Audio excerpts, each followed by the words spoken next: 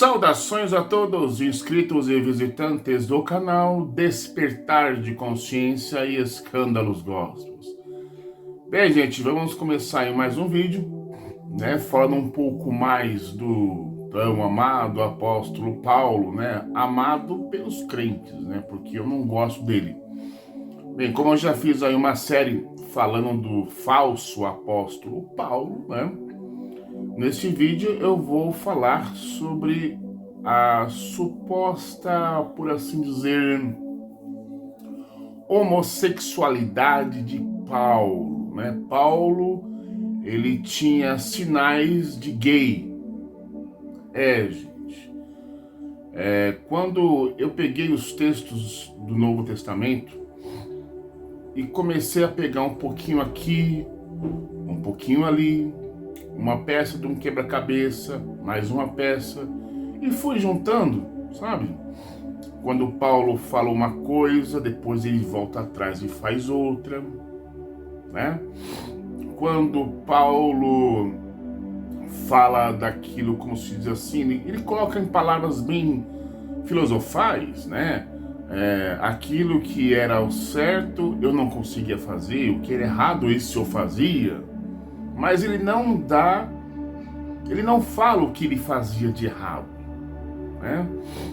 Então o que a gente vai fazer?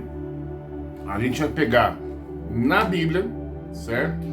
Ou pode ser essa tradução aqui, ou uma Bíblia de Jerusalém, ou então a que eu uso aí, a King James, Vamos pegar na Bíblia, certo?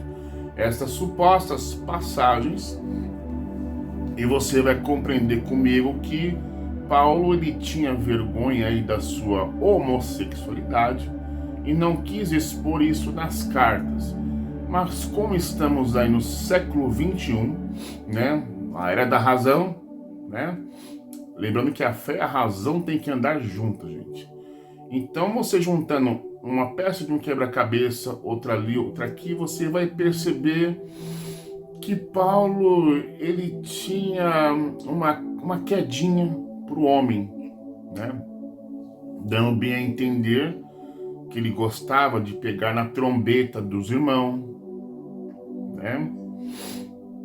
E aí, para nós detectarmos esses supostos desejos carnais de homossexual de Paulo, nós temos que pegar também o Torá, mais especificamente o livro de Vaikra, esse aí que você está vendo aí, E vamos ali detectar as práticas das quais ele fala que aquilo que é errado fazer, isso ele fazia. E aí no Torá, lá no Vaikra, revela o que era abominável, isso Paulo fazia. Só que, diferentemente, se ele resolvesse colocar essas práticas proibidas que ele fala que fazia, ficaria muito feio, Também quando os supostos pastores que criam bíblias, ao colocar, por exemplo, notinha de rodapé, isso aqui não tem, Mas essas notinhas no rodapé, deixa eu mostrar um exemplo para vocês. Quando, por exemplo, você pega aqui, essas no meio, tá vendo? Tá vendo? Isso aqui é notinha no rodapé. E no canto das Bíblias tem, deixa eu pegar um foco aí, tem os números aqui, Aí você vem aqui no centro e você vai ter o quê? As tais referências para te jogar para um outro texto, para te mostrar que esse texto também fala do outro, Ou que suposta narração está falando lá do profeta tal, Então é mais ou menos isso aí. Então você vai notar comigo que quando a equipe de pastores, ao criar uma Bíblia e colocar uma nota de rodapé embaixo da Bíblia ou no centro, quando você vai perceber que Paulo fala dessas respectivas coisas, que aquilo que era errado, isso ele fazia, e o que era certo, isso ele não conseguia fazer, você vai notar que os pastores, eles não colocam os textos, as referências das quais ele fazia, das coisas erradas que ele fazia, né? Eles omitem para não dar a entender aos leitores nossa, Paulo fazia isso? Oh my God! Né? E aquela falácia do tal espinho na carne de Paulo, né? Os crentes, eles ficam muito atentos ao que os pastores dizem, né? Porque eles tentam ali mascarar a situação, né? Enfim, é muita polêmica isso aí, entendeu? Então a gente vai quebrar esse paradigma de uma vez por todas e revelar para vocês qual era de fato esse espinho na carne de Paulo e quais eram essas práticas que Paulo fazia e que era errado, mas o certo ele não conseguia fazer. Você também vai perceber comigo, quando Paulo fala da suposta circuncisão, né? Para quem não sabe o que é a circuncisão, é aquele corte que se faz no prepúcio, né? Aquele pacto na carne, né? Que o judeu faz no seu pré-nascimento. E Paulo fala várias vezes contra a circuncisão. E quando se fala sobre contra a circuncisão, está falando contra aquilo que o Eterno mandou. E depois, cartas depois, você vai perceber que ele é a favor da circuncisão. Inclusive, ele circuncida Timóteo e Tito. Há uma contradição aí, né? Dormindo na casa de Carpo, né? Então você pega uma coisinha, outra coisa ali, você vai notando que Paulo deixa rastros homossexuais em suas cartas. Um bom entendedor, meia palavra já basta, gente. Pois é. Pois é, rapaz, difícil. Mas também se Paulo foi ou não gay, eu não tenho nada com isso.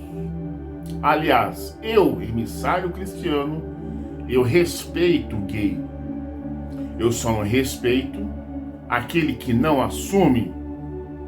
Esse eu não respeito. E Paulo era um gay não assumido. Eu não o respeito.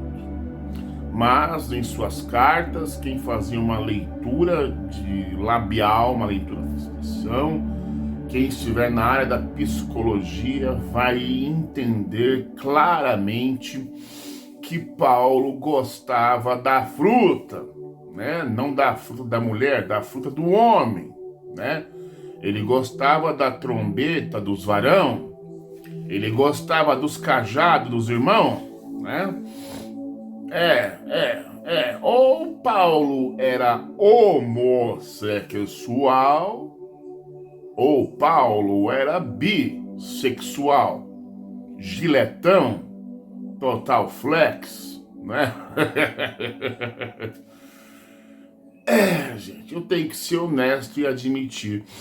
E para isso, para você realizar esse tipo de estudo, você não pode ser cristão, correto? E nem católico, nem protestante, nada. Você tem que ser neutro, certo? Tem que ser neutro.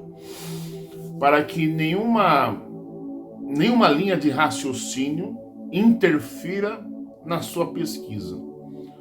Sem você puxar sardinha para os católicos, sem você puxar sardinha para o protestantismo, ou sem você puxar a sardinha para a sua denominação. Você tem que ser neutro. Tem que ser neutro, fazer um julgamento honesto. E para isso você tem que conhecer o Torá, né? Para você entender quais eram as práticas que Paulo dizia que era errado fazer, mas ele tinha o prazer de fazer, né? É aquela chamada luta contra a carne e o espírito, né? E você talvez vai se identificar com essa luta entre a carne e o espírito, porque eu também passei pela mesma situação que Paulo. Eu também quando era cristão eu fazia isso, né? Aquilo que era certo fazer, eu não conseguia. E aquilo que era pecado, isso eu fazia, né? Mas não fazia aquilo que está lá no Torá. Eu fazia as coisas carnais que todo homem faz normalmente, né? E aí eu senti na pele aquilo que Paulo estava sentindo, né? Mas eu, emissário cristiano, não pratiquei as práticas de Paulo, citadas no livro de Vaikra, correto? As minhas práticas carnais eram outras, a de Paulo era outras, entendeu? E antes da gente começar esta investigação, eu vou dizendo para vocês que em todos os vídeos vai ter uma descrição especial para que, se você quiser ser patrocinador deste canal, né, temos aí na descrição o Pix, correto? Você pode fazer qualquer tipo de doação em qualquer valor, ou então, caso eu precise de algum tipo de um equipamento, né, para as gravações que eu faço no canal, enfim, para montar um estúdio futuramente, né? Ou então, por assim dizer, uma campanha de um celular mais tecnológico, né? Por enquanto, esse que eu estou usando tá ótimo, tá? Não é necessário. Cartão de memória, isso aí vai durar uns 2 anos, até 5, né? Aí futuramente, quem sabe, aí eu preciso de um de 512 gigas, né? Enfim, aí lá quando chegar esse dia, eu faço uma campanha e peço que vocês doem valores para que eu possa adquirir este material. Ou quem tem condições, um cartão bom aí, né? Cartão de crédito, possa adquirir esse cartão de memória, pagar parcelado aí e mandar para mim o cartão de memória. A gente vai ficar super agradecido. Ou então também, talvez fazer uma manutenção no celular, enfim, enviar para a loja aí da Samsung o aparelho para fazer algumas manutenções para ele continuar funcionando como sempre operou, correto? Mas por enquanto a gente não precisa nada disso. O que eu estava mais precisando era desse tripé aí, entendeu? Com a luminária, para poder fazer vídeos assim, no caso onde eu estou fazendo em casa, né? Com uma iluminação boa, né? Claro, não é o ideal, né? Mas a gente chega lá. E antes da gente começar a nossa investigação, eu lhe convido calorosamente, se você assim desejar, se inscrever-se no canal, deixe o seu like, deixe seu comentário, compartilhe. Tá preparado, gente? Tá preparado? Para você entender esse assunto de Paulo, você tem que ter a mente aberta. A mente aberta, lembrando que não é um emissário que está com preconceito, porque geralmente, né, gente, se você observar no meio da cristandade, o chamado apóstolo Paulo, que nem apóstolo era, infelizmente é um cara mais venerado, mais adorado e mais idolatrado do que o próprio Jesus deles. Da mesma forma que o povo do messiânico, o Shaul é mais adorado que Yeshua, né? Ou o povo do Chuchua, né? O Shaul é mais adorado, venerado, idolatrado do que o Yahusha, o Yahusha. Infelizmente é assim, correto? Então você tem que ter a mente aberta, correto? E tentar compreender e despertar a sua consciência para o que realmente o seu Novo Testamento o diz, e também de algumas supostas contradições do apóstolo Paulo nas suas cartas, correto? Solta a vinhetinha. E vamos começar a análise do senhor Shaul, né? Mais conhecido na cristandade como apóstolo Paulo, mas que de apóstolo não tem nada, né? Segundo as próprias cartas dele, né? Para você entender esse tipo de assunto aqui, você deve ter no mínimo aí uns 30 anos de igreja. Porque de marinheiro de primeira viagem não vai entender. São presas fáceis dos pastores que tentam camuflar certas situações, né? Os pastores tentam a todo custo camuflar, fazer gambiarras, dar explicações contraditórias, muitas vezes, né? E tenta ali explicar certas passagens, né? E a primeira pessoa que a pessoa vai procurar para entender as cartas de Paulo é na escola bíblica dominical, é na escola sabatina, né? Ele vai se aperfeiçoando nas cartas de Paulo, né? E quanto menos ele perceber, ele já está defendendo mais Paulo do que o próprio Jesus, o qual ele deveria seguir, né? Ele acaba se aperfeiçoando de tal forma que ele começa a se envolver em debates, né? Fazer o seu proselitismo, evangelismo, e usa quase que 90% de sua pregação é as cartas de Paulo, que são cartas direcionadas para as igrejas, né?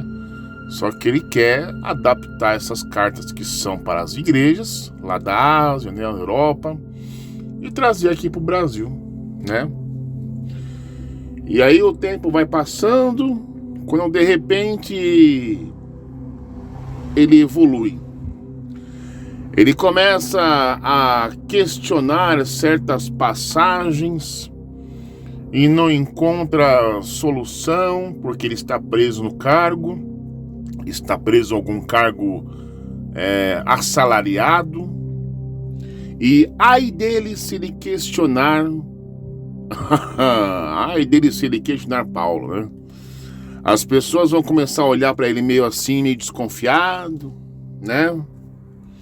Meio desconfiado, até que chega um dia que ele não consegue mais segurar. Ele está com o microfone em mãos e começa sua pregação e começa a soltar os podres de Paulo. E aí, sem perceber-se, os pastores tomam o microfone dele e ele não tem mais oportunidade. Ele acaba sendo taxado de herege, satanista, ateu e um monte de coisa só porque ele resolveu questionar. Ele acabou se tornando um diabo, né? Um opositor, né? Porque ele não quer ser mais cúmplice das cartas de Paulo. E no decorrer da sua caminhada, sua jornada de 10, 20, 30 anos, ele começa a perceber algumas fraquezas carnais de Paulo, do qual ele trouxe, né, da sua vida anterior, e que agora se manifestou-se como seguidor de Jesus. Quem não conhece testemunhos de quando pessoas aceitam Jesus Cristo como seu único suficiente Salvador, frequentam alguma denominação, né, e carregam consigo aquele peso de ex. A pessoa ela não consegue se libertar das suas tendenciosidades carnais, das suas bistecudas, né? Do seu açougue carnal, né? Por se assim dizer, uma linguagem da assembleiana, né? Onde a pessoa é taxada de carnal, né? E tem certos tipos de pessoas que são taxadas de açougue. São todas as carnes reunidas num lugar só. Este é o senhor Paulo de Tarso. E o que eu pude detectar é que Paulo, ele não é um gay louca, ou outros termos, né? Uma bicha louca, né? Ele é um gay educado, filosófico, né? Um tipo, como que eu vou dizer?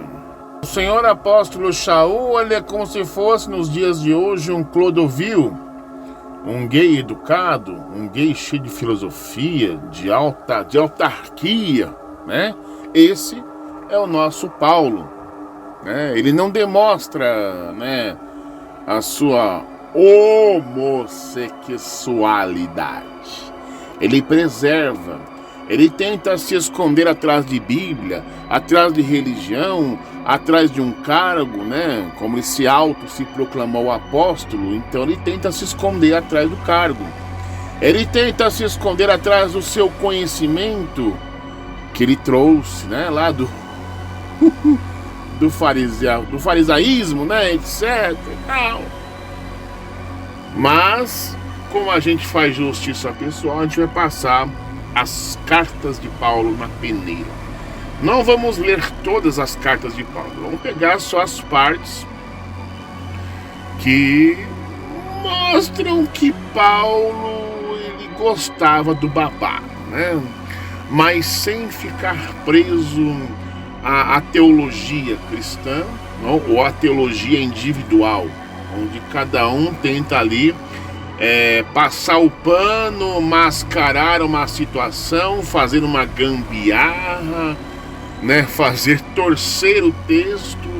É como se fosse assim, o texto diz claramente, mas aí vem um crente e consegue distorcer aquilo ou fazer uma gambiarra teológica para dizer aquilo que o texto diz. Então ele torce. Mas emissário cristiano não tem rabo preso com nenhuma organização, com nenhum líder religioso, com salários, super salários. Não, vamos fazer um julgamento clássico. Eu não vou ter dó nem piedade de Paulo. Aí a pessoa pergunta assim, mas pastor, o que é aquele espinho na carne de Paulo? Aí ele vai torcer o texto, fazer uma maracutaia, contar uma churumela pro crente, o crente abraça a ideia e sai repetindo igual papagaio. Pastor, o que é aquela passagem onde Paulo, ele luta contra a carne e o espírito? O que a lei proibia e ele fazia? Né? O que ele quer dizer com isso, né, gente? A lei abomina tal prática, mas ele conseguia fazer. O que a lei mandava ele fazer, ele não conseguia. O que condenava, isso ele fazia com gosto. Aí o pastor faz aquela maracutaia, esconde e tal, sabe, dá uma disfarçada. Mas aí com o tempo, 10, 20 anos de estudo, 30 anos até, ele começa a despertar a consciência e detecta que Paulo é o cara mais um 71 mentiroso, perdendo pro tal diabo, que é declarado no Novo Testamento como o pai da mentira. Se o diabo é o pai da mentira, Jesus é o seu filho primogênito, e Paulo é o segundo mais mentiroso do Novo Testamento, minha gente. Então vamos pegar aqui os textos e vamos analisar um por um. Vamos pegar o livro Torá, no caso, se você tiver em casa, é o Vaikra, mais conhecido como Levítico. Mas se você tiver uma Bíblia Romana, Antigo Testamento, aí também ajuda e vai servir também. Mas eu prefiro mais o Torá. Porque o Torá para a gente detectar quais eram as práticas que Paulo falava nas suas cartas, que aquilo que a lei abominava, isso ele fazia, né? O que era para ser feito, isso ele não fazia, mas o que era proibido, ele fazia, ok? Tá preparadinho para o estudo, gente?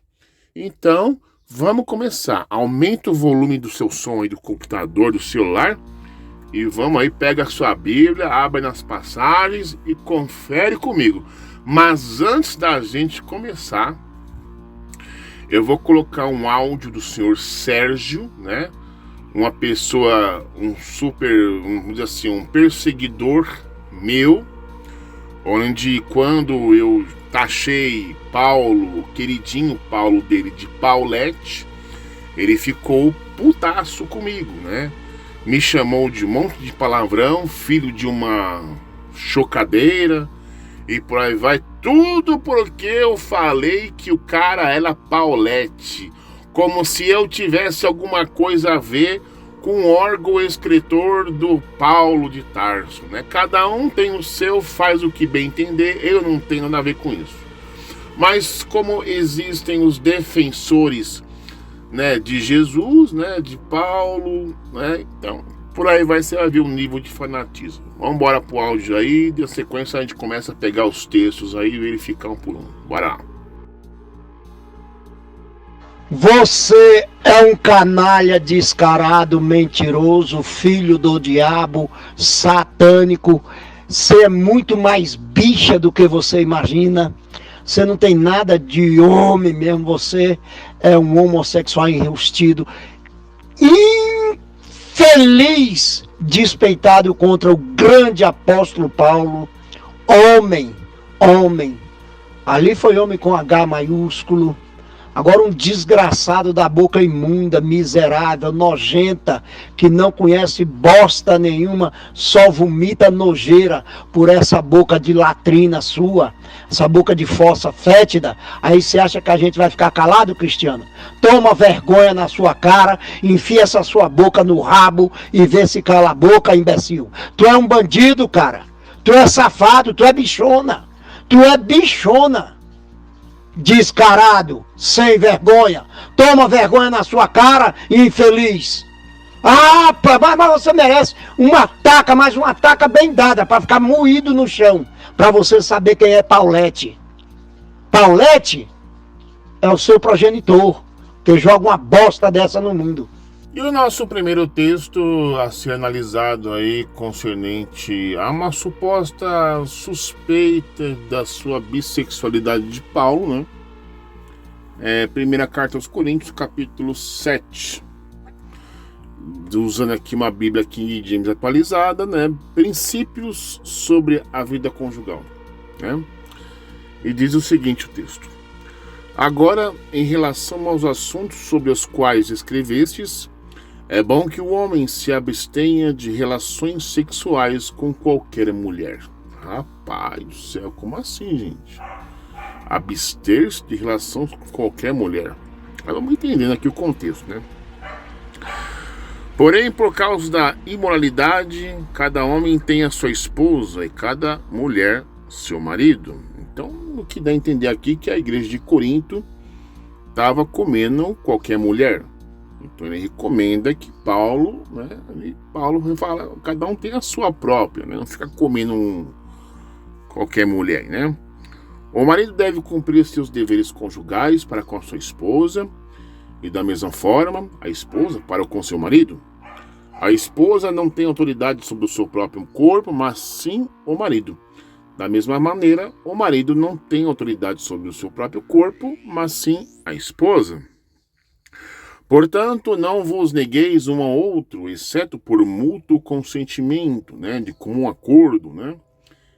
E apenas durante algum tempo, quer dizer, se um gostar de sexo anal, outro não, tem que ser de mútuo consentimento, comum acordo, o que você gosta, o que você não gosta e tal, cada um respeitando os seus limites, né?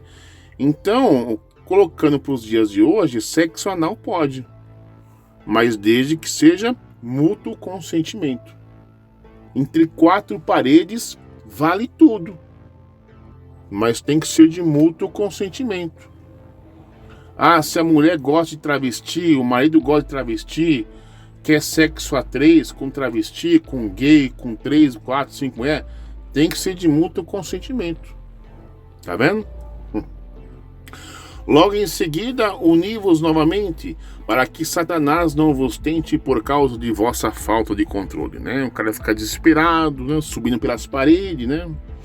Entretanto, prego isso como concessão e não como mandamento.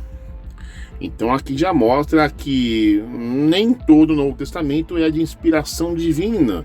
Paulo está dando um conselho da parte dele, não como mandamento, tá vendo?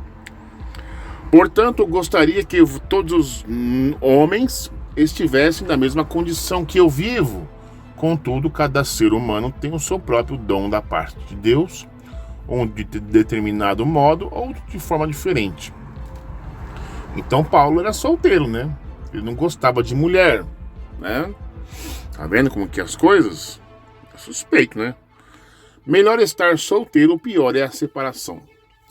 Digo, no entanto, aos solteiros e às viúvas, melhor seria se permanecesse como eu. Olha, de novo, ele colocando ele como exemplo, né?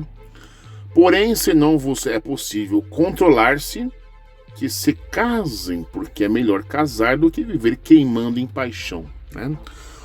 É uma forma de se falar, só que de uma maneira mais culta, mais sábia, mais filosofal, né? As palavras de Paulo, mas um bom entendedor basta, gente. Meia palavra basta. Então o versículo 9 diz assim: porém, se você não conseguir se controlar, bater no siririca e bater no punheta, que se casem. Porque é melhor casar do que ficar batendo punheta, do que ficar batendo siririca, do que ficar as mulheres dando pra outro, né? Do que ficar aí nos fetiches sexual e nas fantasias, colocando pro século XXI, né, gente? Todavia ordena aos casados, não eu, mas o Senhor, aqui já é uma revelação divina, que a esposa não se separe do marido. Se, porém, ela se separar, que não se case, ou que se reconcilie com seu marido, porque o marido não se divorcie de sua esposa. A todos os demais, eu particularmente, não, Senhor, aqui já não é revelação divina. Tá vendo? Então tem partes nas cartas de Paulo que não é revelação divina, é coisa dele. Né? Então o Novo Testamento não é uma revelação divina, inspiração, né? Porque essa parte é bem claro, né? A todos os demais, eu particularmente, não, Senhor. Vos digo, se algum irmão tem mulher descrente, e esta se dispõe a viver com ele, que não se divorcie dela. Da mesma forma, se uma mulher tem marido incrédulo, mas este consente em viver com ela, não se separe dele. Viu? E por aí vai, né? Então deu para entender muito bem, né? Paulo não gostava da fruta. Mas peraí, mas Pedro não era casado? E a sogra de Pedro? Aí já é uma contradição, porque se Paulo aqui aconselha a igreja de Corinto, né, que os homens não fiquem comendo qualquer mulher, mas cada um tem a sua própria esposa, mas se você não conseguir se controlar, que você case, ou então permaneça como eu, mas por que Pedro tinha sogra? Cadê o mandamento do Criador, do Eterno? Crescei e multiplicai-vos. Quer dizer, o Eterno quer que todos constituem família. Por que Paulo é desobediente, mas Pedro não, né, gente? É bem curioso isso aí, né? Mas até então, essas palavras de Paulo não diz nada se ele era bi ou total flex. Apenas diz que ele não gostava da fruta, né? Não gostava do charamanaia das irmãs, né, gente? Vamos ver para o próximo texto aqui. E vamos aqui fazer uma outra leitura bem interessante. Romanos capítulo 7, do 7 em diante. A lei condena, Jesus liberta. Você vai notar daqui para frente, sabe aquela expressão, faça o que eu digo, mas não faça o que eu faço? É igual com Paulo. Paulo recomenda para os outros, mas ele não consegue viver isso aí. Então se ele fala que a lei condena e Jesus liberta, mas por que Jesus não libertou ele no momento que ele fez a circuncisão em Timóteo, sendo que ele falou anteriormente que a circuncisão não tem valor nenhum? Na verdade, ele queria pegar na trombeta dos irmãos, né? A gente vai ler também essa passagem. Portanto, o que concluiremos? Concluiremos seria os textos anteriores, né? Se você quiser ler em casa, se lê. A lei é pecado? De forma alguma.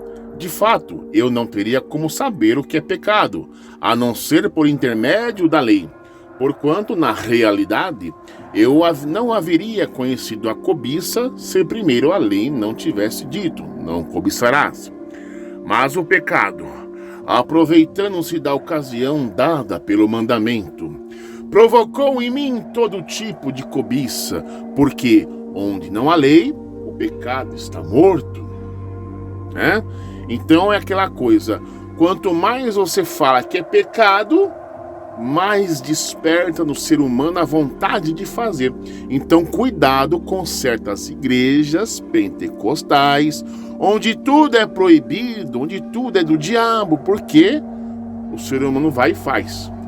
Porque vai acontecer com você o que aconteceu com Paulo, vai despertar em você aquele pecado que eles proibiram você, né? Olha lá, provocou em mim todo tipo de cobiça. Se o mandamento não cobiçará, então vai provocar, né? Antes eu vivia sem a lei, mas quando veio o mandamento, o pecado reviveu e eu fui ferido de morte. E descobri que o mandamento que era para a vida transformou-se em morte para mim. Mentira. Tá? Se a pessoa não conhece, por exemplo, o livro Torá, o que são as leis, qual o objetivo da lei, não vai saber se aquilo que Paulo está falando é verdade ou mentira. Porque aquilo que Paulo fala que a lei ela leva à morte, mas Cristo libertou para a vida, né? 11. Porquanto o pecado, valendo-se do mandamento, iludiu-me, e por meio dele me matou. Verso 12. De maneira que a lei é santa e o mandamento santo, justo e bom. Aqui Paulo já entra em contradição, porque em outras passagens de suas cartas, ele fala que a lei é maldita. Vamos conferir comigo? Olha só como é a malandragem do Paulo, né? Ele fala uma coisa, depois ele fala outra, né? Confere aí comigo aí. Vejam só que é engraçado, né? Paulo fala em Romanos 7,12, no caso que a gente acabou de ler. Ele fala que a lei é santa, depois ele fala que a lei é boa em Timóteo 1,8. A lei é maldita em Gálatas 3,16. É escória, Filipenses 3,8. Quer dizer, ele está chamando o Torá do Eterno de merda, de cocô, de maldito, né? Ele está chamando o Eterno de merda, né? Praticamente, né? Em outras palavras, o homem é justificado pela fé sem as obras da lei, Romanos 3,28, Romanos 3,20, mas os que praticam a lei são justificados. Olha lá, tá vendo? Mas não se diz que quem justifica pela lei não é justificado, né? Aqueles que tentam se justificar pela lei, né? Agora ele volta atrás. Olha lá, tá vendo? Mas os que praticam a lei serão justificados. Eu tenho prazer na Torá de Deus, Romanos 7,22. Sirvo a Torá de Deus, Romanos 7,25. Jesus me livrou da Torá do pecado e da morte. Abolimos a Torá pela fé? De maneira nenhuma. E falar, estabelecemos, né? Romanos 3,21, 31. Cristo desfez a Torá dos mandamentos, Efésios 2,15. Então, para uma igreja ele fala uma coisa, para Romanos ele diz outra. Percebe? Para a igreja de Filipenses ele fala que a Torá é uma merda. Mas para a igreja de Roma ele fala que Jesus me libertou da Torá do pecado. Mas para a igreja de Roma também ele fala que a lei é santa, a lei é boa. Mas depois para a igreja de Gálatas ele fala que a lei é maldita. E para os filipenses ele fala que o eterno é uma bosta, um lixo, a escória. Tá vendo? Ele diz uma coisa, depois diz outra, diz outra, diz outra. Então, geralmente, os crentes, eles têm aquela mania, né? Que, mas você tenta se justificar pela lei, Paulo já dizia. Mas também disse que os que praticam a lei serão justificados. Ora, uma hora ele fala que não é justificado, ora, ele fala que a lei é justificável. Entenderam? A contradição? Então, não dá para confiar em Paulo. Então é por isso que a maior parte dos crentes, eles ficam ali zapeando, tentando buscar um texto para justificar as suas teses, as suas crendices, mas Paulo a todo momento está se contradizendo. Assim como mesmo afirma no verso 12, de maneira que a lei é santa e o mandamento santo, justo e bom. Portanto, isso significa que o que era bom tornou-se morte para mim? De forma alguma. Mas o pecado, para que se revelasse como pecado, produziu em mim a morte por intermédio do que era bom, a fim de que, por meio do mandamento, o pecado se demonstrasse extremamente maligno. Portanto, é do nosso pleno conhecimento de que a Torá é espiritual. Olha só. Aí você ouve crente falando, é porque o povo vivia na carne lá antigamente, né? O Novo Testamento é espiritual. Mas Paulo fala que a Torá é espiritual. Olha lá, a lei é espiritual. Eu, entretanto, sou limitado pela carne, pois fui vendido como escravo ao pecado. 15. Pois não compreendo o meu próprio modo de agir. Porquanto o que eu quero, isto não pratico.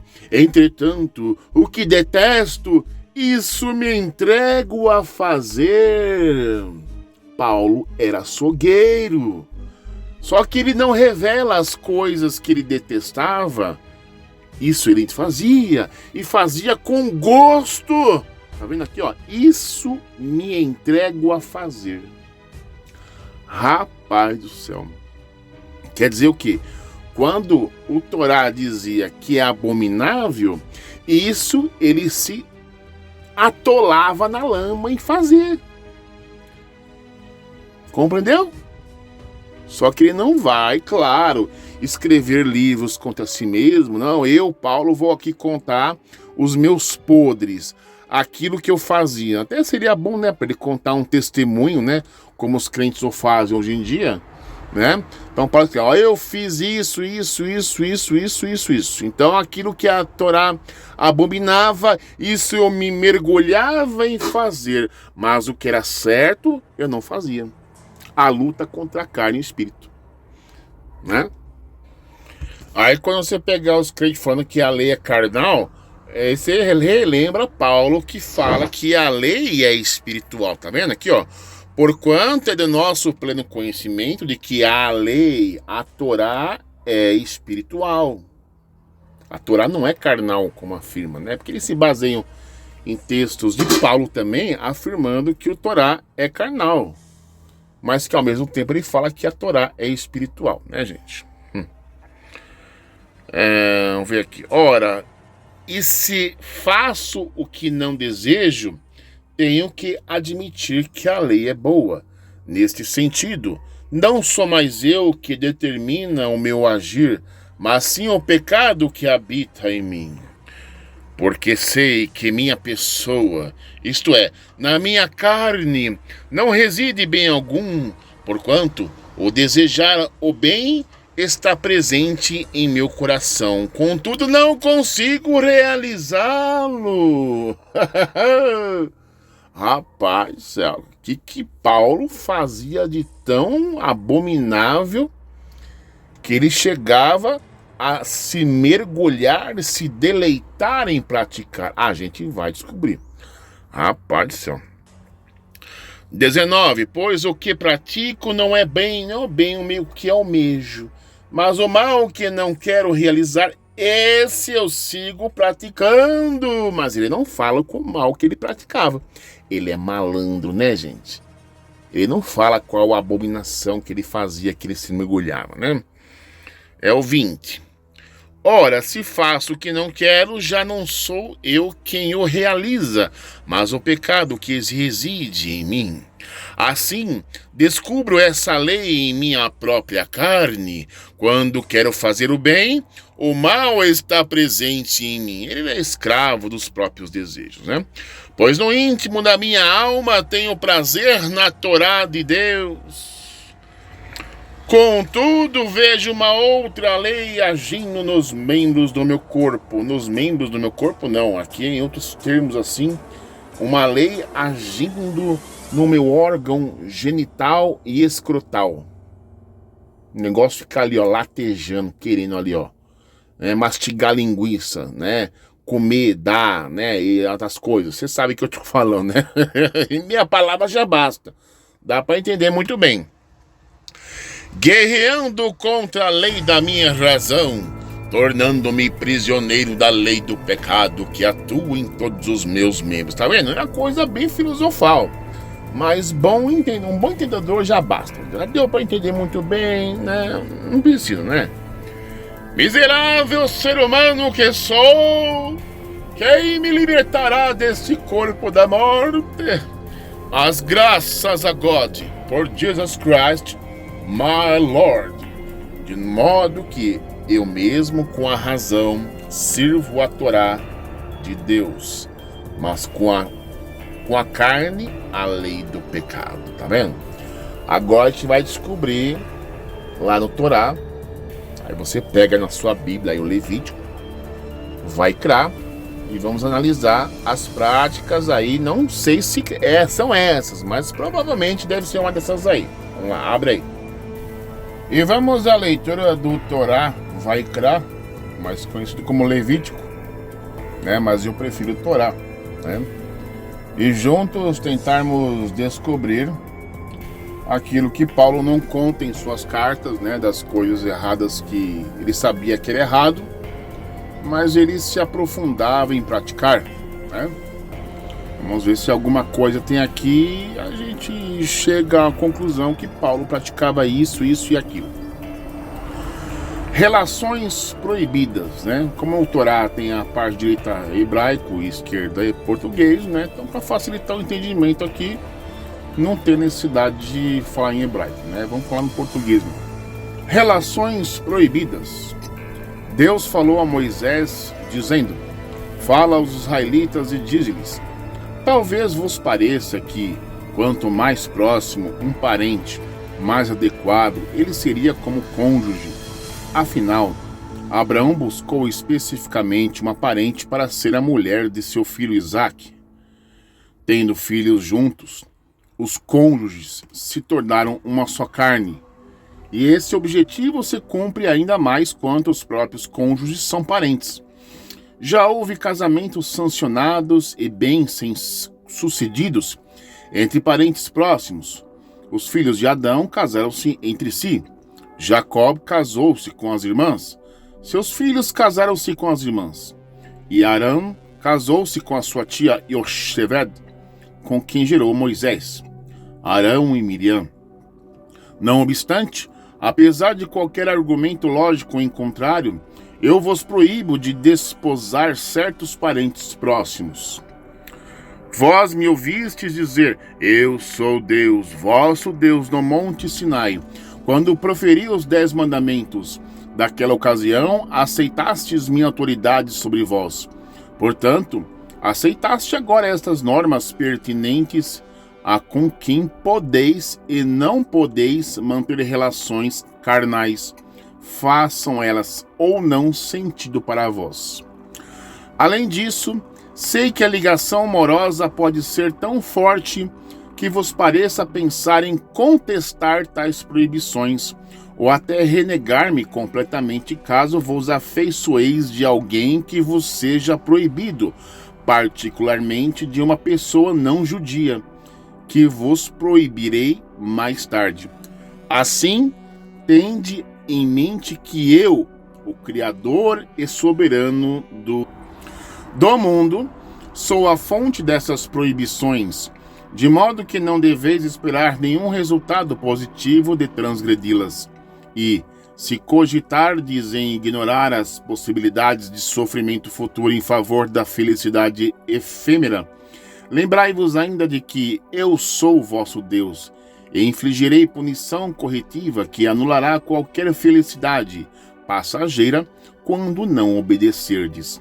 Por fim, se perguntardes por que coloquei em vós a capacidade de afeiçoar-vos tão fortemente de alguém a ponto de ponderardes até ser compelidos a confrontar-me, é para recompensar-vos proporcionalmente pela superação do desafio.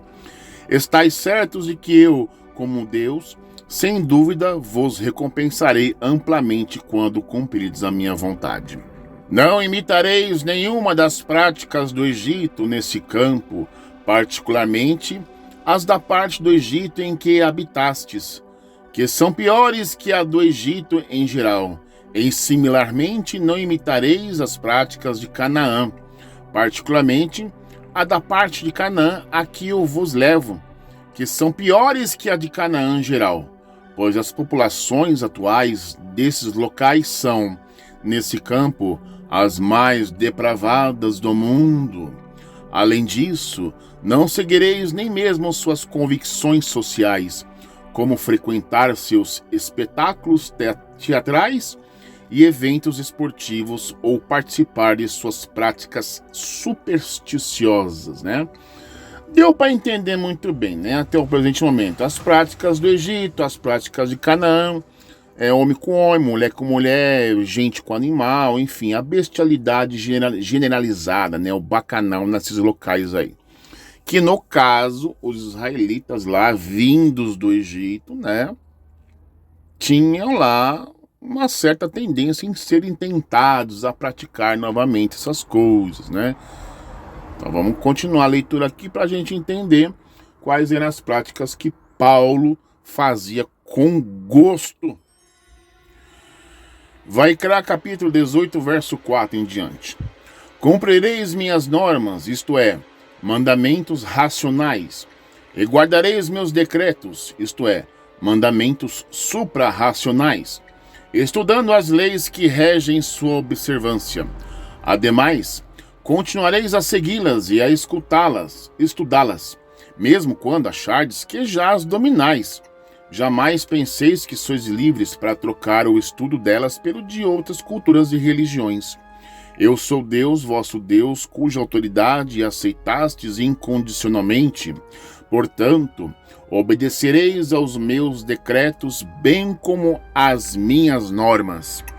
Guardareis até os detalhes dos meus decretos e das minhas normas, que não são mencionadas explicitamente. Deixa eu tentar arrumar aqui. Mas vos serão ensinadas oralmente, no caso, o Torá oral, os quais o homem deve fazer em sua totalidade para viver por eles eternamente, isto é, no além. Eu, sendo Deus, seguramente realizarei minha promessa referente a essa recompensa. Nenhum homem ou mulher se aproximará de nenhum dos seus parentes próximos, listado abaixo, para descobrir a sua nudez, isto é, fornicar com eles. As seguintes proibições, apesar de estarem formuladas como se dirigissem apenas aos homens, são igualmente pertinentes quando aplicáveis para as mulheres, conforme mencionado.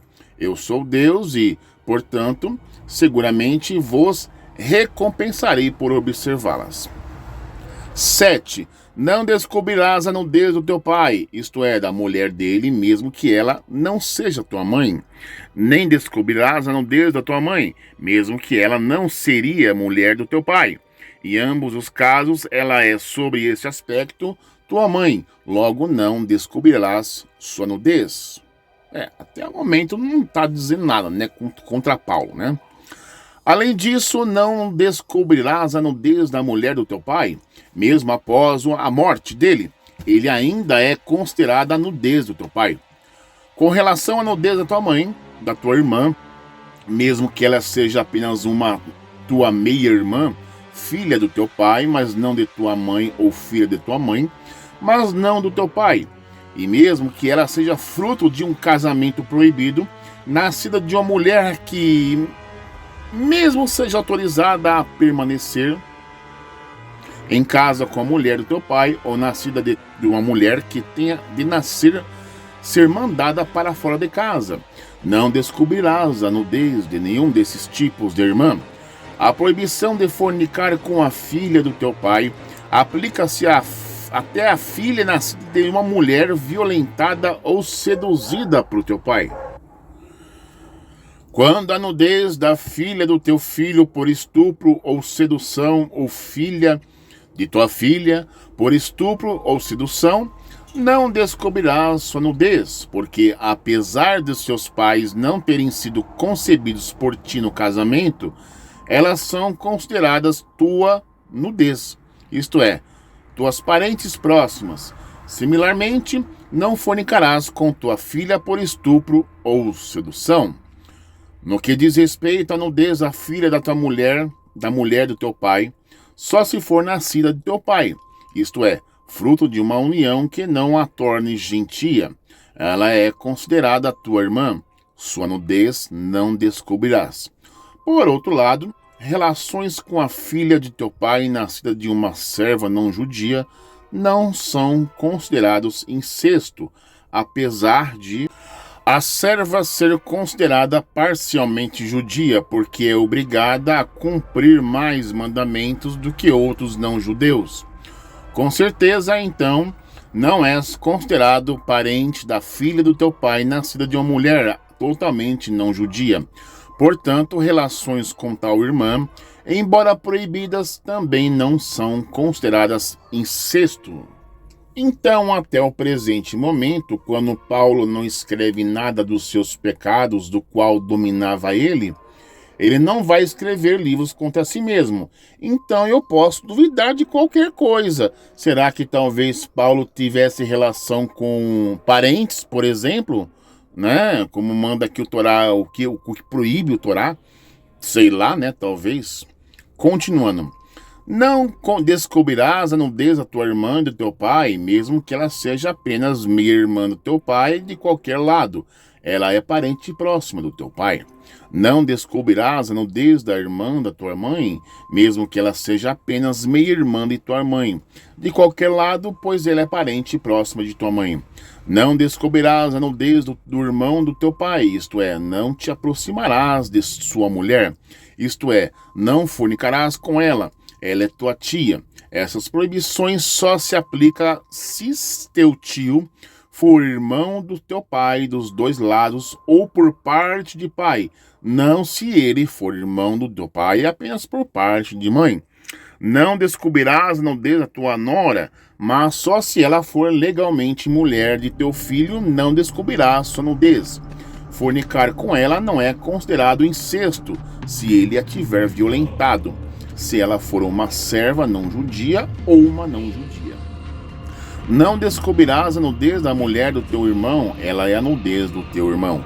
Não descobrirás a nudez de uma mulher e de sua filha, seja ela ou não tua filha também, se tu fores ou já tiveres sido casado com uma delas.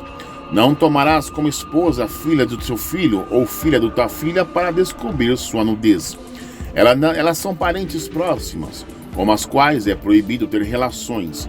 Portanto, tal união é conselho de tua má inclinação. Se sua mulher não for legalmente tua esposa, mas a tiverdes violentado ou seduzido, é permitido que te cases com a sua mãe ou com a tua filha, obviamente, desde que a filha não seja também a tua filha. Não tomarás a mulher de tua irmã como esposa, tornando-as assim rivais, quer venha a ser casado com ambas ao mesmo tempo, ou primeiro com uma e depois com a outra, para descobrir a nudez de uma sobre a outra, em vida da primeira. Assim mesmo que te divorcies de tua mulher, não desposarás sua irmã enquanto a irmã desta, tua ex-mulher, estiver viva. Após a morte de tua ex-mulher, porém, tu poderás casar com a irmã dela. Não te aproximarás de uma mulher para descobrir sua nudez durante o seu período de separação menstrual por causa de sua impureza ritual concomitante.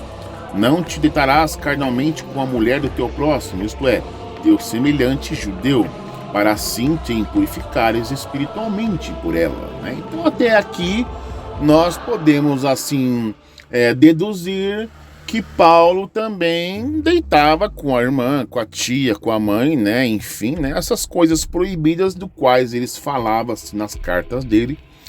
Ele se deleitava em fazer aquilo que era proibido pelo Torá, ele mergulhava e fazia gostoso. Então eu poderia deduzir que ele também deitava com as irmãs, com a parente, com a mãe, enfim, né? Vai saber.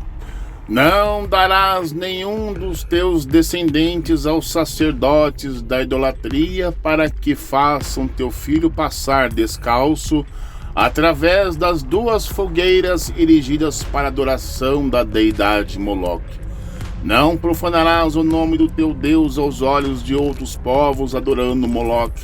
Eu sou Deus e seguramente te punirei por isso. Isso aqui me lembra aquelas religiões, né, onde eles botam aquelas fogueiras em brasas, né, onde o povo passa ali com o pé descalço, né?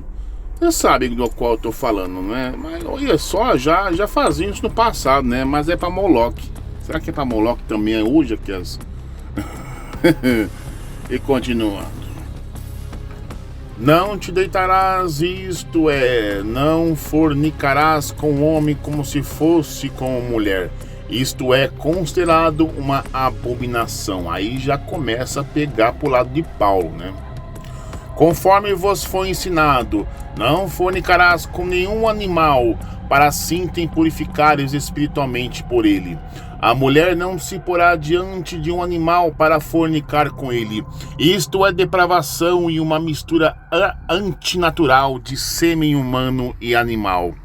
Não vos impurifiqueis espiritualmente por fazerdes qualquer uma dessas coisas, pois as nações que eu expulsei de Canaã diante de vós se impurificaram fazendo todas essas coisas. Rapaz, eu te falei, é bestialidade, né? Canaã e Egito, viu? Rapaz do céu. E assim a terra que deveria ser um modelo de santidade tornou-se espiritualmente impura. Por isso, lancei sobre ela a conta do pecado dos habitantes dela, e a terra já vomitou seus habitantes. Por assim dizer, eu vos apossareis dela. Porém, quanto a vós, guardareis os meus decretos e minhas normas. Não vos envolveis em nenhuma dessas abominações, nem os israelitas nativos, nem os conversos que habitarem entre vós.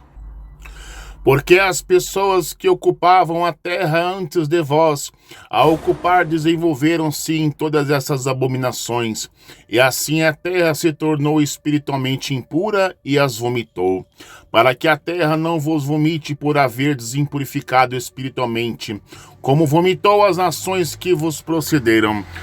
Porque no que diz respeito a todo aquele que intencionalmente cometer qualquer uma dessas abominações, mas sem ter sido advertido nem visto no ato, é por isso que não puder ser punido pelo tribunal.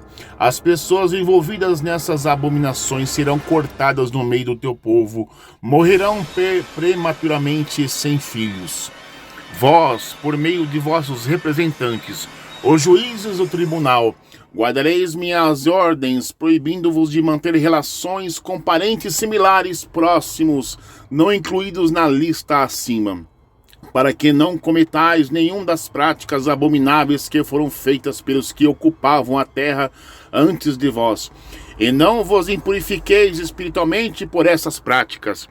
Antes de detalhar essas proibições, eu vos exortei a cumpri-las com os argumentos triplo.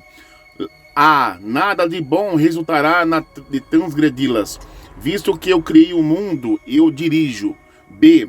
Eu vos puniria se as transgredisseis. C. Eu vos recompensaria amplamente se não a transgredisseis. Agora que escutaste todos os detalhes, reiterarei esta tripla exortação negativamente. Se transgredirdes essas proibições, rejeitarei a relação íntima entre nós, que é a evidência pelo fato de eu, o Criador e soberano do mundo, preocupar-me tão profundamente com o vosso bem-estar, que vos proíbo de fazer o que não é bom para vós. Impedireis que eu, Deus, tenha o prazer de recompensar-vos por obedecerdes a essas proibições. Fareis com que eu, vosso Deus, tenha de punir-vos, em vez de valorizardes essas ameaças de castigo como prova de que me preocupo especialmente convosco, mais do que com todas as outras nações da terra. Então, o que vocês acabaram de ouvir no livro de Vaikra, né, são as práticas, as abominações que Canaã e Egito faziam, né? E que provavelmente Paulo não listou nas suas cartas, né? Daquilo que é abominável, isso ele fazia e se deleitava em se fazer. Não sabemos qual ele fazia, qual ele não fazia, mas é uma daquelas coisas ali Paulo praticava.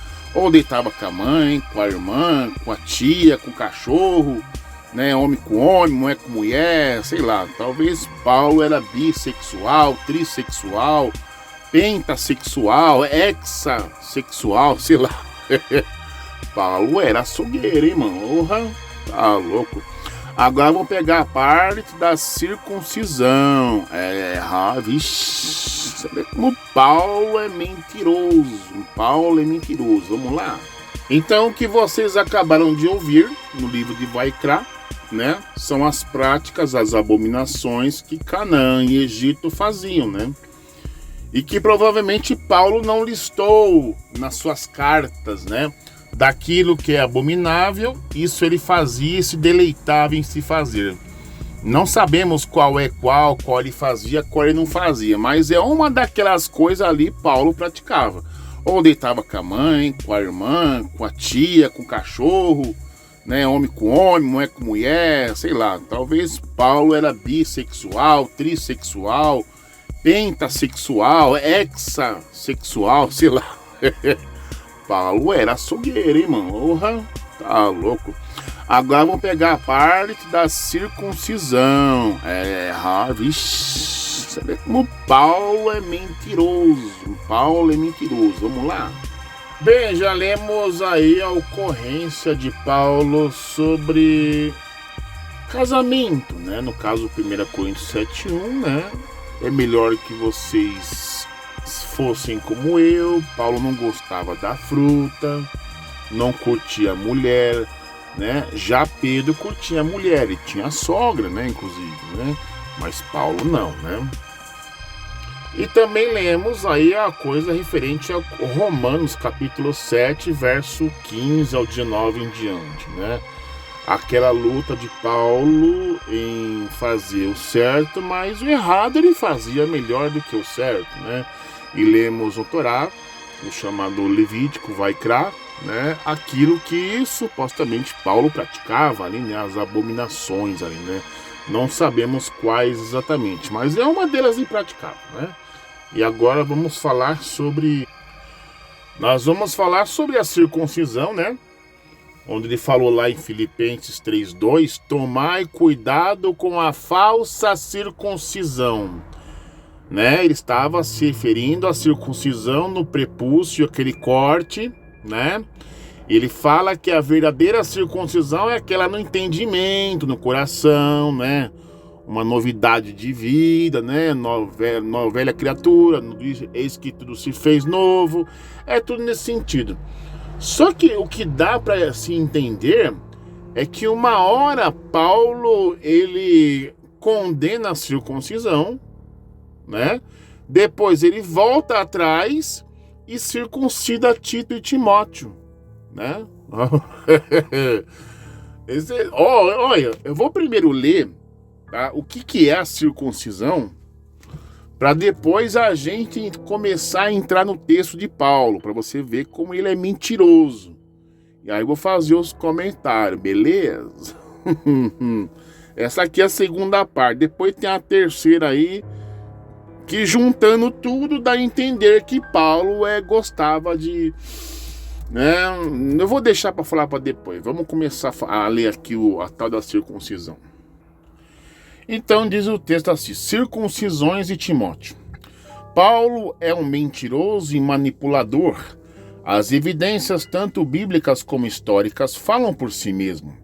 Veremos agora uma vez mais como Paulo é capaz não apenas de enganar aos inocentes e crédulos que lhe rodeiam, mas também como manipula e modifica a vontade das leis judaicas para conseguir seus objetivos.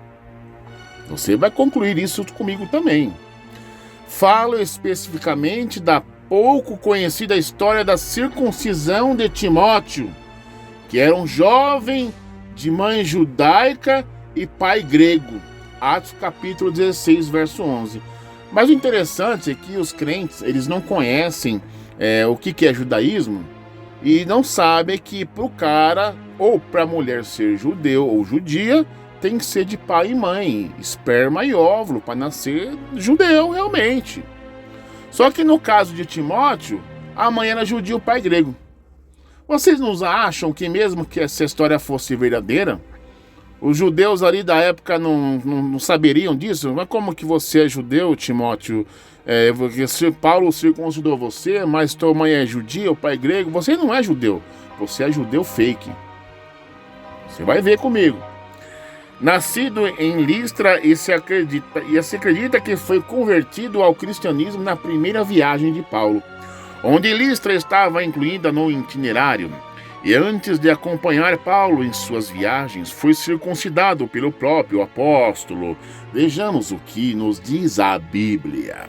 Atos 16, verso do 1 ao 3.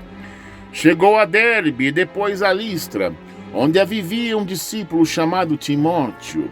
Sua mãe era uma judia convertida e o seu pai era grego. Os irmãos de Listra e Icônio davam bom testemunho dele. Paulo, querendo levá-lo na viagem, circuncidou-o por causa dos judeus que viviam naquela região, pois todos sabiam que seu pai era grego. Entenderam agora? Ele pensou que circuncidar Timóteo ia abafar o caso. Mas você acha que judeu não ia identificar? Pô, Timóteo, você circuncidou, mas teu pai é grego. Teu pai não é judeu. Você não é o judeu legítimo, por assim dizer, né? Bom seria se o crente pudesse ler com mais atenção estas passagens bíblicas, pois notaria todas as inconsistências e incongruências que partem daqui. Porque no versículo seguinte, que já foi observado, a aparente contradição. Atos capítulo 16, verso 4. Nas cidades por onde passava, transmitiam as decisões tomadas pelos apóstolos e presbíteros em Jerusalém, para que fossem obedecidas. Mas, por acaso, Paulo já não é cristão? Por que um apóstolo cristão como Paulo iria de cidade em cidade comunicando decretos judaicos? Que decretos são esses? Aqui os temos. Atos capítulo 15, verso 28 e 29. Pareceu bem ao Espírito Santo e a nós não impor a vós nada além das seguintes exigências necessárias: abster-se de comida sacrificada aos ídolos, do sangue, da carne de animais, estrangulados e da imoralidade sexual. Vocês farão bem em evitar essas coisas, que tudo lhes vá bem. Aqui não se fala nada sobre circuncisão, porque o que aqui se trata é a lei de Noé, menos severa que a lei de Moisés. Por conseguinte, a operação efetuada sobre Timóteo pelo próprio Paulo foi uma circuncisão clandestina. Por quê, gente? Eu fico pensando comigo, onde é que Paulo arrumou um médico para fazer circuncisão em Timóteo?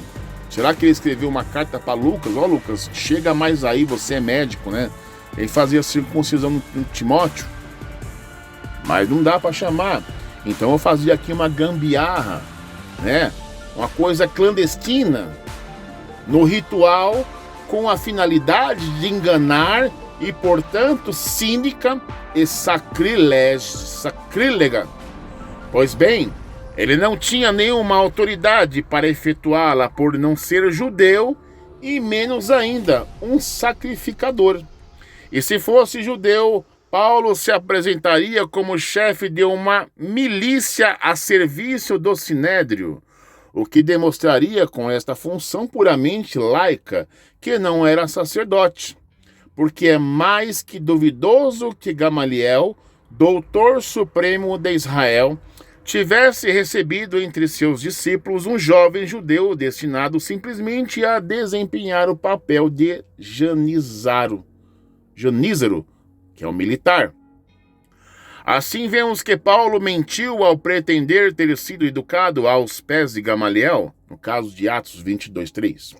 Vejamos como se desenvolve essa circuncisão ritual. Exigia a presença de 3 mohelim, sacrificadores, e de 7 testemunhas, varões adultos. A circuncisão começava com a faca ritual do primeiro mohel. A primeira aspiração de sangue ingerida, o primeiro mohel, representando a Deus, primeiro a ser servido. As 2 aspirações seguintes, os outros 2 mohelim, cuspiam em um copo de vinho de bênção. Com o vinho consagrado, esfregava os lábios do jovem circuncidado. A taça passava do pai aos varões convidados e a todos bebiam dela. Tinha lugar assim a comunhão com Israel humano e logo viria a comunhão com Deus. O resto do vinho passava à mãe, que o misturava aos bolos e doces que eram distribuídos em seguida entre os amigos da família. Leão de Módena, grande rabino de Venécia, Cerimônias e Costumes Juízes, página 131. Tá vendo? E esta era a única circunstância em que os judeus podiam ingerir sangue. Aqui pegamos Paulo com as mãos na massa, porque não tinha absolutamente nenhum direito de efetuar essa operação ritual, que era realizada sucessivamente por 3 mohelim, sacrificadores, na presença de Chamor, o notário, e de pelo menos 6 testemunhas adultos. Esta circuncisão sacrílega é mais uma falsidade a acrescentar aos registros de fraudes e mentiras de Paulo. Além disso, como mostra esta história, Paulo não tinha nenhum constrangimento para realizar com grande facilidade o rito mais sagrado do Antigo Testamento, ignorando completamente todos os rituais acima, ignorando. Porque um filho de Israel, educado aos pés de Gamaliel, jamais ousaria cometer tal perversidade.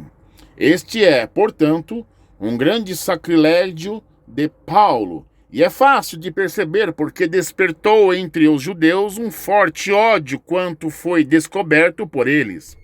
Chama bastante atenção a decisão de Paulo, sendo já cristão, de circuncidar Timóteo. Perceberam a gambiarra? Paulo era cristão, e por que circuncidou Timóteo se ele não era judeu e nem sacerdote? Lembremos que Paulo procede de uma família de incircuncisos. Esta é a reprovação essencial que os judeus fazem à dinastia edomita dos Herodianos, pelo que é adversário da circuncisão e dos tabus judaicos, coisa que um judeu de origem jamais se atreveria a infringir e menos ainda combater. Aí vejamos aqui os textos bíblicos, se você quiser conferir na tua casa aí, Tá tudo aí bonitinho. Estes textos são categóricos. Paulo é inimigo dos ritos judaicos essenciais. E em seu livro Saint Paul, Apôtre Giuseppe Hitchcock, concluiu: o evangelho particular de Paulo não impunha esses ritos, e mais, inclusive os excluía. Uma das desculpas que costumam usar os crentes cristãos a esta, entre aspas, estranha decisão de Paulo circuncidar Timóteo é a de que, como começariam uma série de viagens através de zonas cheias de judeus, era necessário fazer-se passar por eles, e a melhor maneira era circuncidando-se. Não pode ser mais ingênuo e ilusório este argumento. Se assim fosse, comprovamos então mais mentiras, manipulações e manobras por parte de Paulo que pretendia enganar o público que receberia sua doutrina. Que bela maneira de começar a pregar, Manipulando o enganado. E por acaso os judeus viviam revisando as genitais de cada estrangeiro para corroborar suas raízes judaicas? Que tipo de exemplo está dando o seu discípulo Timóteo quando lhe pede que ofereça uma parte do seu corpo para enganar os que lhe rodeiam, inclusive sabendo-se que Paulo é contra essa prática? Ele falou que não valia nada, E da circuncisão, isto é realmente assombroso, contraditório e ridículo. Lembre-se, um amigo crente, Paulo não estava circuncidado desde criança. Já não era judeu, era edomita, irmão de Costobaro, neto da irmã de Herodes, o Grande, amiga da imperatriz Lívia. Os edomitas e nabateus são de raízes árabes, motivo pelo qual Paulo, com a finalidade de converter-se em chefe de polícia judaica, na política judaica, edomita, teve que circuncidar-se mais adiante e assim converter-se oficialmente ao judaísmo, cortando com suas origens árabes. Por outra parte, Roma não admitia a circuncisão para os gentios e que abraçavam o judaísmo. Paulo era romano de nascimento. A continuação, em virtude de Lex Cornelia, imperadores como Adriano e Antônio Piedoso proibiram fortemente e formalmente o dito ritual mediante a publicação de editos. Aos homens livres que se fizessem circuncidar lhe esperavam penas diversas como expulsão, confisco de bens ou pena de capital. Nos tempos de Saulo, Paulo não havia tanta severidade, mas os romanos já mostravam uma rejeição formal ao todo latino ou grego que tivesse passado ao judaísmo. De maneira que encontramos o nosso Paulo não apenas separando do mundo edomita e nabateu, mas também do romano e do grego, que podia fazer fácil inventar e converter-se ele mesmo no líder de uma nova religião. Já está começando a entender ao amigo crente cristão a origem do seu cristianismo? E aí, crente, tá vendo? Ele inventa e se converte ele mesmo no líder de uma nova religião. Agora vamos conferir as palavras de Paulo contra a circuncisão, quanto o ritual da circuncisão, né? Aqui em Filipenses capítulo 3, verso 2, ele diz: tomai cuidado com a falsa circuncisão. Vamos dar uma olhadinha? É bem aí, tá vendo? Aceitar a Cristo é maior ganho. Concluindo, meus irmãos, quanto aos mais, alegrai-vos no Senhor.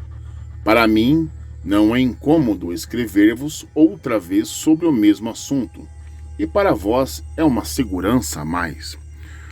Tomai cuidado com os cães, cuidado com esses que praticam o mal, cuidado com a falsa circuncisão. Portanto, nós é que somos a própria circuncisão, todos nós que adoramos pelo Espírito de Deus, que nos gloriamos em Cristo Jesus e não depositamos confiança alguma na carne.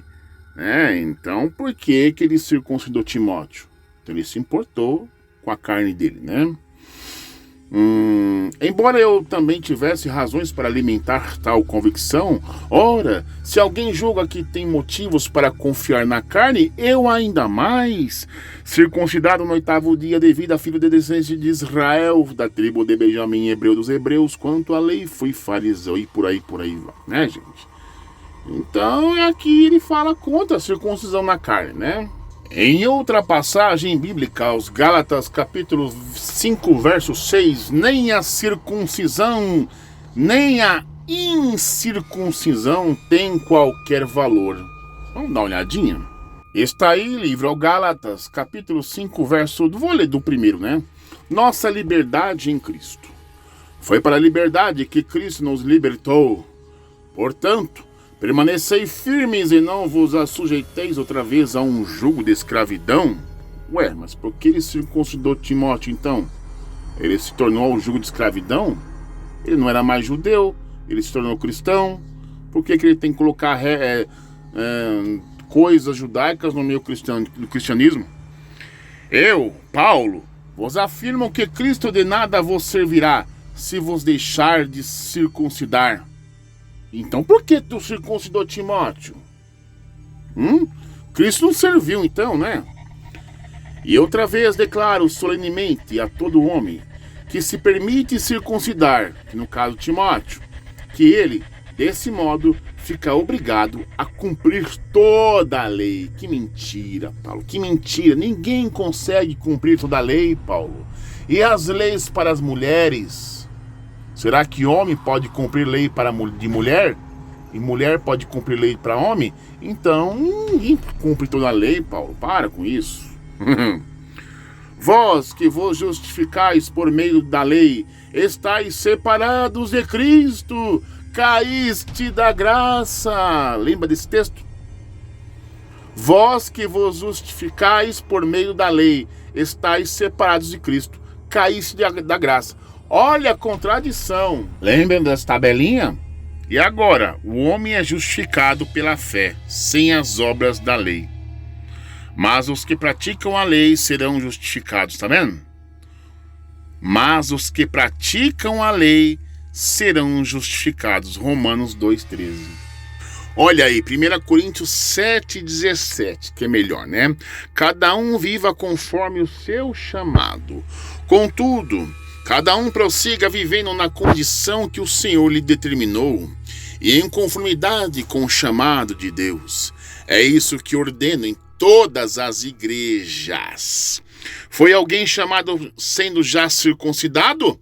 Não se preocupe em desfazer a sua circuncisão. Foi alguém chamado sendo incircunciso? Não se deixe circuncidar. A circuncisão em si não faz o menor sentido. E a incircuncisão também não significa nada. O que realmente importa é obedecer aos mandamentos de Deus. Olha só, rapaz. Cada um deve permanecer na condição em que foi chamado por Deus. Rapaz do céu, ele condena a circuncisão em todas as categorias, mas agora você vai perceber. O apóstolo Paulo voltando atrás, caindo na própria armadilha. Gente, vamos ver o B.O. Livro de Atos, capítulo 16, Timóteo segue Paulo e Silas. Paulo chegou também a Derbe e Listra, e vivia ali um discípulo chamado Timóteo, filho de uma judia cristã, sendo seu pai grego. Os irmãos de Listra e Icônio davam bom testemunho dele. Então Paulo se interessou em que ele o acompanhasse em sua missão. Para tanto, o circuncidou por causa dos judeus que viviam naquela região, pois era do conhecimento de todos que seu pai era grego. Que é isso, Paulo? Que desculpa esfarrapada! Tu queria pegar na trombeta de Timóteo, Paulo? Tá vendo? Porque Paulo... Eita lasqueira, Paulo é lá Paulette. Como é que uma carta ele mete o pau na circuncisão e agora ele quer pegar no cajado do Timóteo? Toma vergonha na tua cara, rapaz. Falar que não vale nada. Oh my God. Vamos pegar o texto, vai.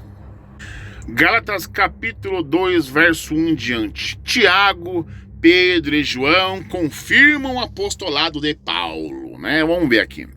Passado 14 anos, subi uma vez mais a Jerusalém e, nessa ocasião, em companhia de Barnabé e levando também Tito comigo, né, gente? Vamos lá, rumei para lá por causa de uma revelação e apresentei diante deles o evangelho que ensino entre os gentios, fazendo, no entanto, em particular aos que pareciam mais influentes, para que de algum modo não corresse ou não houvesse me esforçado inutilmente. Mas nem mesmo Tito, que estava em minha companhia, foi obrigado a circuncidar-se, muito embora fosse grego. Rapaz do céu, esse pau tá abusado, hein? Como é que um cara vai circuncidar um cara que nem Timóteo e Tito, que nem são judeus? Nem pai é judeu. Um tem a mãe judia, pai grego. Logo o filho não é judeu. Esse aqui é grego, não é judeu? Por que vai circuncidar o cara, mano? É brincadeira, viu? Mas vamos ver o que diz aqui. Essa questão foi suscitada devido ao fato de alguns falsos irmãos judeus terem se infiltrado em nosso meio, com o propósito de espionar a liberdade que temos em Cristo Jesus e nos reduzir à condição de escravos. É aquela velha questão, né? Até parece que o judeu vai conferir lá o pinguelo do rapaz do Timóteo para conferir se ele é circuncidado ou não. Mas peraí, mas sua mãe é... Sua mãe é judia, teu pai é grego, como você pode ser judeu, Timóteo? Tu é falso judeu. E tu, Tito, tu é grego, você não pode. Mas Paulo, você foi judeu. Agora tu é cristão, cristão não tem nada a ver com circuncisão. Circuncisão é pro judaísmo, Paulo. Brincadeira esse Paulo. Eita lasqueira. De todos os sinais até o presente momento apresentados da boiolice de Paulo, né? De todas as práticas carnais apresentadas através do livro de Levítico, até o momento que Paulo condena a circuncisão, mas ele volta atrás e pega no cajado de Tito e Timóteo e Tito, e passa o facão lá no bilau dos dois. Ele queria pegar no cajado dos irmãos mesmo, a verdade é essa. E tem mais essa agora. É a mesma coisa que uma mulher dormir na casa do cara e ele esquecer a calcinha lá. E lá fica a marca. E lá fica o comprovante que lá dormiu uma garota. Da mesma forma, Paulo. Dormi na casa de um macho e esqueci minha roupa lá, gente. Vamos conferir. 2 Timóteo capítulo 4, recomendações finais, né, gente? Vamos procurar ler aqui.